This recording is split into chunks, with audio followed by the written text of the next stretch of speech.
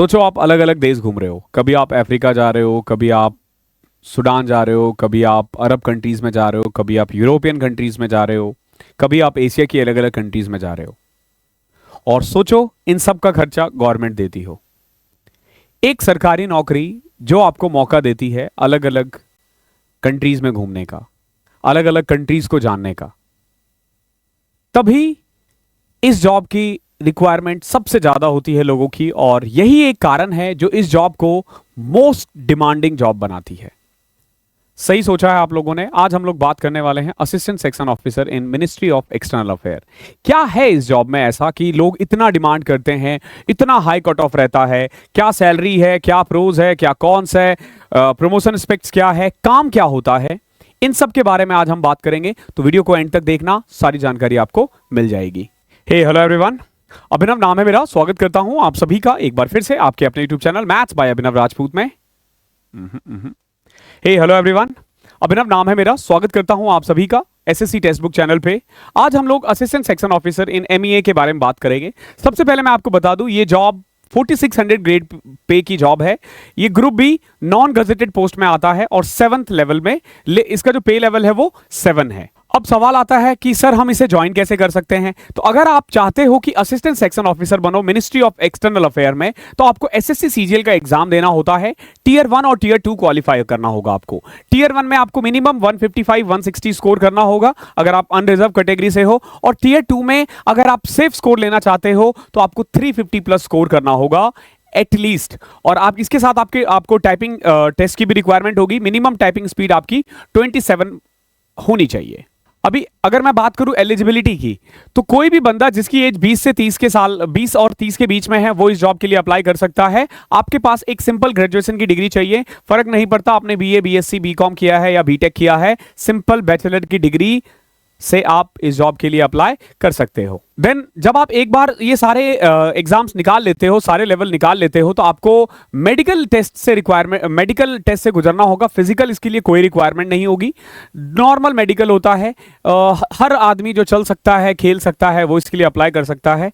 आंखों में कुछ चेकिंग नहीं होती है। आप सिंपल मेडिकल है, कोई खास इसका प्रोसेस नहीं है, आप इजीली क्वालिफाई कर जाओगे। फिर बात करते हैं सैलरी की। देखो, एक तो मोस्ट ऑफ द टाइम ना आपकी पोस्टिंग दिल्ली बेस्ड है, ठीक है।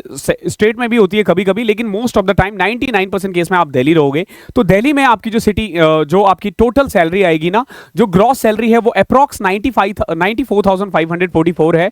और जो इन हैंड सैलरी होगी सब कट कुटा के 77,000 है। और अच्छी बात यह है कि अब इसमें कोई टैक्स डिडक्शन नहीं है, कोई टैक्स नहीं होगा, क्योंकि 12,000 से कम में आता है। इसके अलावा आपको चिल्ड्रन एजुकेशन अलाउंस मिलता है, बैगेज अलाउंस मिलता है, दिवाली बोनस मिलता है, एलटीसी मिलेगा और भी बहुत कुछ। ये चीजें आपको ध्यान रखनी है। और एमईए में एक चीज होता है कि आपकी ना पोस्टिंग अलग अलग कंट्रीज में भी हो सकती है। जब आप दूसरी कंट्रीज में हो तो डिपेंड करेगा कि आप किस कंट्री में हो, वहां का अलाउंस आपको मिलेगा। अब बात करते हैं प्रमोशन की। देखो, जब आप ज्वाइन करते हो तो आप असिस्टेंट सेक्शन ऑफिसर होते हो। बेसिकली यहीं से आप स्टार्ट करते हो। इसके बाद आप सेक्शन ऑफिसर बन जाते हो। सेक्शन ऑफिसर बनना आपके ऊपर है कि आप डिपार्टमेंटल एग्जाम कितना जल्दी क्लियर कर पाते हो और वैकेंसी कितना है। तो नॉर्मली 5 to 6 कहते हैं, लेकिन ये 10-10 साल तक भी जा सकता है। जब एक बार आप सेक्शन ऑफिसर बन जाते हो, उसके बाद जो प्रमोशन है वो क्वाइट सिमिलर हो जाता है। जैसे 6 से 8 साल के बीच में आप अंडर सेक्रेटरी बन जाते हो, देन 8 से 10 साल में डिप्टी सेक्रेटरी, और फिर उसके 8 से 10 साल बाद अगेन डायरेक्टर आप बन सकते हो। तो मोस्ट ऑफ द जो बंदे होते हैं ना, वो डेप्यूटी सेक्रेटरी या अंडर सेक्रेटरी पे रिटायर होते हैं। डायरेक्टर बहुत कम ही बन पाते हैं। अब बात करते हैं, सर ये तो बताओ काम क्या है। तो देखो, आपका मेन काम क्या है? मिनिस्ट्री ऑफ एक्सटर्नल अफेयर, नाम से पता चल रहा है इसका मेन काम होता है जितनी भी कंट्रीज है ना, उनके साथ रिलेशनशिप बना के रखना, उनके साथ लाइजन बनाना, अलग अलग एम्बेसीज के साथ। अगर मान लो अदर कंट्रीज में हमारे कोई मेंबर है, अगर उसको कोई प्रॉब्लम है वो सॉल्व करना। फॉर एग्जांपल आपकी पोस्टिंग हो जाती है मान लो सूडान में या अफ्रीका की किसी कंट्री में, ठीक है। तो वहां पे हमारे कुछ लोग होंगे, उनकी अगर कोई समस्या है उनको सर्विस देना, उनको सुनना, क्या उनके साथ कोई प्रॉब्लम तो नहीं आ रही है। या फिर जैसे अगर आपकी पोस्टिंग इंडिया में होती है तो इंडिया में बहुत सारे एम्बेसीज होंगे, ओके, बहुत सारे एम्बेसीज होते हैं, यूएसए का है, अफ्रीका का है, ऑलमोस्ट हर ही कंट्री का है। तो उनके लोगों को भी कोई प्रॉब्लम नहीं आना चाहिए, वो भी आपका कारण है। तो मेन काम है आपका liaisoning with embassies, then research and analysis की क्या क्या प्रॉब्लम्स है जो अदर कंट्रीज में हम लोग फेस कर सकते हैं, वहां का इकोनॉमिक सिनेरियो क्या है, वहां का पॉलिटिकल सिनेरियो क्या है, उसके अकॉर्डिंग हम फॉरेन पॉलिसी बनाते हैं। देन उसके अलावा कोऑर्डिनेशन एंड कम्युनिकेशन, अलग अलग डिपार्टमेंट जो होते हैं, MEA ministry of external affair से क्या क्या फर्क पड़ेगा या उससे क्या रिलेशन है अलग अलग मिनिस्ट्री का, उनके बीच में कोऑर्डिनेट करना। कोई भी आप जैसे फॉर एग्जांपल बिहार का कोई बंदा अफ्रीका में जा रहा है तो आपको बिहार गवर्नमेंट से बात करनी पड़ेगी उस चीज के लिए, और भी बहुत सारी चीजें होती है। देन प्रोटोकॉल और डिप्लोमेसी के लिए, फॉर एग्जांपल अगर आप दूसरे कंट्रीज में हो, हालांकि एएसओ डिप्लोमेसी वगैरह में बहुत बड़ा रोल प्ले नहीं करता है, लेकिन आप सबऑर्डिनेट बन के वहां जाते हो, जो अलग अलग फॉरेनर आते हैं यहाँ पे, फॉरेनर बोलूं तो यहाँ पे आप फॉरेन गवर्नमेंट एम्प्लॉय समझना, जो सरकार के बंदे आते हैं वहां से, उनको कहां रहना है, क्या उनका टाइमिंग होगा, क्या शेड्यूल होगा, ये सब आपका काम है। देन एडमिनिस्ट्रेटिव सपोर्ट्स देना आपको, फाइल्स को मैनेज करना, देन डॉक्यूमेंटेशन वगैरह, ये सारे काम है इसका।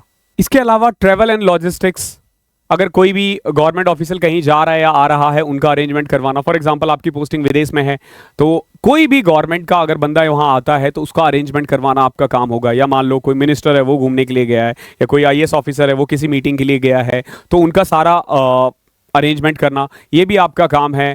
देन इसमें ना एक चीज होता है कि आप जिस भी कंट्री में जाते हो ना, तो वहां की लैंग्वेज आप सीखते हो, ठीक है, वहां की आप लैंग्वेज सीखते हो, तो वहां का जो फाइल है ना, उनका ट्रांसलेट वगैरह करना भी मिनिस्टर्स तक, या फिर उनको फाइल पे लेके जाना, इंग्लिश या हिंदी में ट्रांसलेट करना, ये भी काम एएसओ का ही है। तो मोटा मोटी काम बहुत कुछ है, बहुत है इसमें, और बहुत ही मजेदार काम है। क्यों? क्योंकि आप हर थोड़े थोड़े दिन में ना अलग अलग कंट्रीज में रहोगे। 3 साल का टेन्योर होता है, कहीं 2 साल का टेन्योर होता है, तो 2 साल वहां हो, 3 साल फिर इंडिया आते हो, फिर 3 साल किसी और कंट्रीज में जाते हो। तो मोटा मोटी आपका ना दिन बना रहेगा, दिल बना रहेगा, काम में मन लगा रहेगा, क्योंकि नए नए चैलेंजेस आपको मिलते रहेंगे। अब बात करते हैं कि इस जॉब की खासियत क्या है। सबसे पहले प्रेस्टीज, एमईए जो है ना, मिनिस्ट्री ऑफ एक्सटर्नल अफेयर है, अपने आप में प्रेस्टीज है। क्यों? क्योंकि ये एसएससी का मोस्ट डिमांडिंग जॉब है, एक ऐसा जॉब है जिसकी पोस्टिंग फॉरेन में होती है। ऐसे बहुत कम ही जॉब है, उसमें भी बहुत लंबा लंबा आपको वेट करना पड़ता है, लेकिन यहां पे आप बहुत जल्दी विद इन 3 और 4 ईयर आप बाहर जा सकते हो। देन आपको एक्सपोजर मिलता है, अलग अलग ऑफिशियल से मिलते हो, जब आप गवर्नमेंट के अंडर रहते हो, और जस्ट बिकॉज की दिल्ली बेस्ड जॉब है, आप देखोगे अलग अलग मिनिस्टर से मिलोगे, आप अलग अलग आईएएस से मिलोगे, और उनके साथ आपको काम करने का मौका मिलेगा, तो एक्सपोजर का बहुत मौका मिलता है।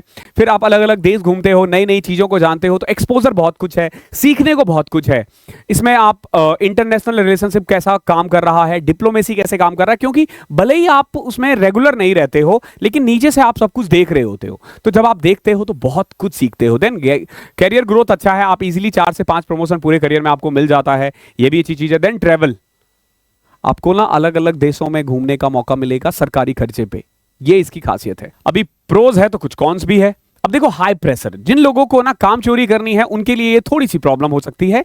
एक चीज मैं आपको बता दूं, मिनिस्ट्री की कोई भी जॉब हो, जो दिल्ली बेस्ड जॉब होती है, उन सब में मैं बता रहा हूं आपको काम अच्छा खासा है।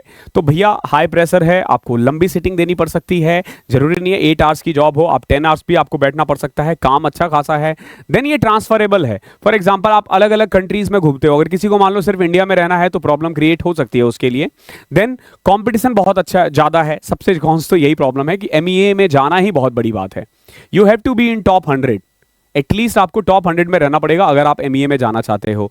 देन फील्ड पोस्टिंग भी लिमिटेड है, जैसे फॉरेन पोस्टिंग तो आपकी होती रहती है, ओके, बट उसमें बाहर का काम आपका नहीं रहता है। आप सिंपल, आप किसी भी दूसरे देश में जाते हो तो आप वहां एम्बेसीज में ही आपकी पोस्टिंग होती है। फील्ड पोस्टिंग ऐसा नहीं है कि आप उस कंट्री में हर जगह घूम रहे हो, उसके चांसेस कम होते हैं। प्लस इंडिया में ये ट्रांसफरेबल नहीं है, बहुत कम ही ऑफिसेस होते हैं एमईए के अलग अलग स्टेट में, और उसमें भी बहुत कम वैकेंसी होती है। तो सिंपल सी बात है, आपको दिल्ली में ही रहना पड़ेगा, चाहो या ना चाहो।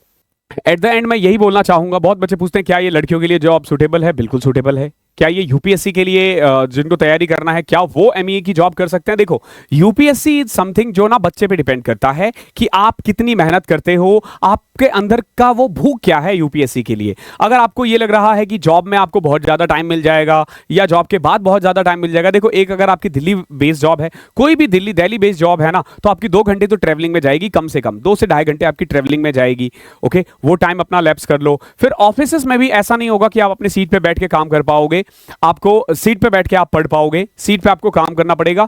ऑफिस आवर्स के बाद आपका टाइम है वो आपके ऊपर है, आप कैसे पढ़ना चाहते हो। हाँ, जब आप दिल्ली में रहते हो तो आपके पास अच्छी चीज ये रहेगी कि आप सैटरडे संडे को क्लासेस ले सकते हो, यहाँ पे सारे कोचिंग इंस्टीट्यूट्स हैं, तो ये जरूर फायदा होता है। लेकिन देखो, मैं हमेशा जब मुझसे पूछते हैं ना कि सर यूपीएससी के लिए बेस्ट जॉब क्या है, तो मैं हमेशा बोलता हूँ देखो यूपीएससी के लिए बेस्ट जॉब कोई सा भी नहीं है, या तो 2400 ले लो या 2800 ग्रेड पे की ले लो। क्यों? क्योंकि उनमें कोई पूछेगा नहीं आप क्या कर रहे हो क्या नहीं कर रहे हो। लेकिन अगर आप उससे ऊपर जाते हो तो you have to take some responsibility, और जब रिस्पॉन्सिबिलिटी आ जाती है तो आपको अपने ऑफिस के अलावा ही पढ़ना पड़ेगा, ऑफिस आवर्स में आप नहीं पढ़ सकते हो। तो यूपीएससी आपके ऊपर है। अदरवाइज हर जॉब में मैंने देखा है, चाहे डबल हो, चाहे एमईओ हो, चाहे एक्साइज हो, चाहे सीबीआई इंस्पेक्टर हो, हर कोई यूपीएससी का एग्जाम निकाला है। पर्सन टू पर्सन डिपेंड करता है कि वो कितनी मेहनत कर रहा है। तो आई होप क्लास अच्छी लगी है आपको, सेशन अच्छा लगा है। नेक्स्ट सेशन आप किस पे चाहते हो कमेंट जरूर करना, मैं अगली वीडियो उसी जॉब प्रोफाइल पे बना दूंगा। Thank you so much.